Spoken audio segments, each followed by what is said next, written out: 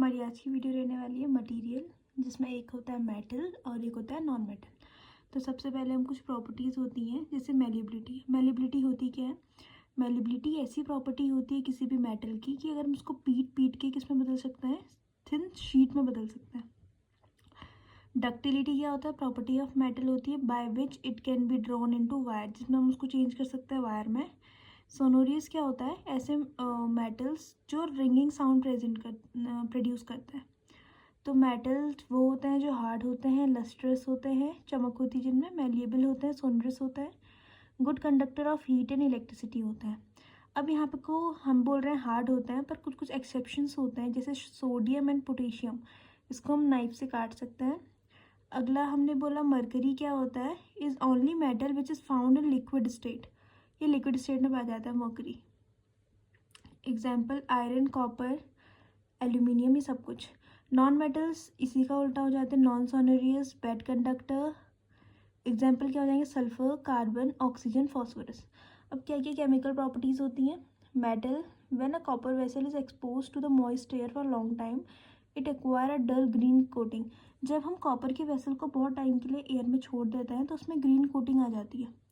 इसको बोलते हैं मिक्सचर ऑफ कॉपर हाइड्रोक्साइड यानी CuOH का होल ट्वाइस और कॉपर कार्बोनेट CO3। उसके बाद वही मैग्नीशियम रिबन को अगर हम छोड़ देंगे तो मैग्नीशियम ऑक्साइड बन जाएगा। मेटालिक ऑक्साइड जो होता है बेसिक होता है नेचर में, जबकि नॉन मेटल की जो ऑक्साइड्स होता है वो एसिडिक होते हैं। जैसे यहाँ पे को ये बनाएगा सल्फ्यूरस ऑक्साइड। कुछ ऐसे नॉन मेटल हैं जो कि रिएक्ट नहीं करते हैं वाटर के साथ, but they may be reactive in air, पर एयर में रिएक्टिव होते हैं, जैसे फॉस्फोरस। एलिमेंट्स क्या होते हैं? ऐसे सब्सटेंस होते हैं जिनको हम फर्दर ब्रेक डाउन नहीं कर सकते हैं। एटम क्या होता है? स्मॉलेस्ट यूनिट होती है, जैसे जो हम सोडियम को केरोसिन में स्टोर करके रखते हैं। अगर हम मेटल की रिएक्शन एसिड के साथ कराया तो पॉपअप साउंड आती है, हाइड्रोजन गैस निकलती है। नॉन मेटल के साथ कोई भी रिएक्शन नहीं होती। सेम ऐसी बेस की भी पॉपअप साउंड के साथ हाइड्रोजन प्रोड्यूस होता है, जबकि नॉन मेटल में कुछ भी प्रोड्यूस नहीं होता है। उसके बाद आएगा डिस्प्लेसमेंट रिएक्शन। ये रिएक्शन क्या होती है? इसमें कोई एक हाई रिएक्टिव मेटल जो रिएक्टिविटी सीरीज में दूसरे से ऊपर है, वो उसको उसके प्लेस से डिस्प्लेस कर देता है और खुद आ जाता है। जैसे ये है CuSO4, तो यहाँ पे जिंक ने कॉपर को रिप्लेस करके ZnSO4 बन गया और कॉपर को अलग कर दिया। तो यही है रिप्लेसमेंट रिएक्शन।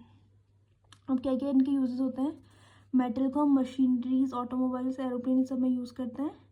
नॉन मेटल्स हमारी डेली लाइफ के लिए इंपॉर्टेंट होता है, fertiliser, water purification, crackers, antiseptics. तो ये था हमारा आज का टॉपिक।